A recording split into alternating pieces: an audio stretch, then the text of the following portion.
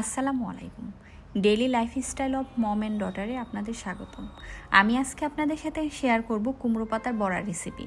তো এর জন্য আমি কয়েকটি সুন্দর পরিষ্কার কুমড়ো পাতার বড়া নিয়েছি। এগুলো আমি সুন্দর করে ধুয়ে হাত দিয়ে একটু ঘষে নিয়েছি। আর বড়া বানানোর জন্য আমার লাগবে চাল এবং ডাল। তো আমি চাল হিসেবে নিয়েছি পোলাওর চাল এবং সাথে নিয়েছি ডাল। এগুলো সুন্দর করে ভিজিয়ে আমি ব্লেন্ড করে পেস্ট করে নিয়েছি।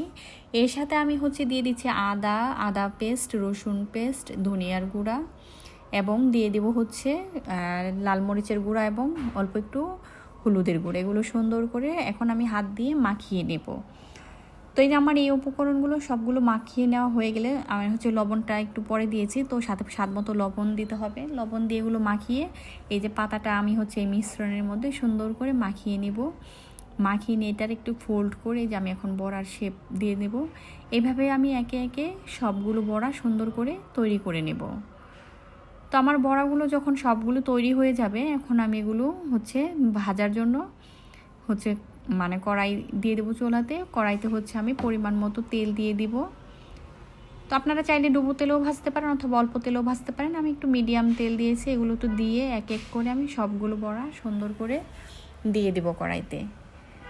বড়াগুলো দিয়ে দেওয়া হয়ে গেলে এগুলো কিছুক্ষণ পর আমি এগুলো এপিট ওপিট একটু উল্টে দিব। দিলে এই যে সুন্দর যখন ভাজা হয়ে যাবে, এরকম লাল লাল হয়ে যাবে, তখন এগুলো আমি কড়াই থেকে এক এক করে সুন্দর করে নামিয়ে নেব।